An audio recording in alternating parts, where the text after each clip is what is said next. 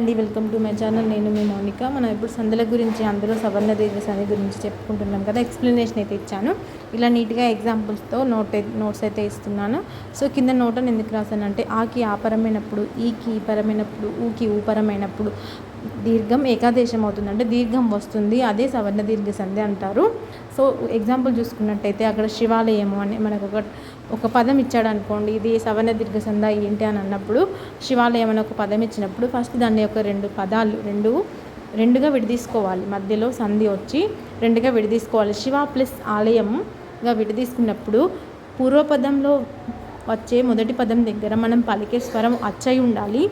పరపదం దగ్గర మొదటి పదం దగ్గర మనం పలికే స్వరం అచ్చయి ఉండాలి.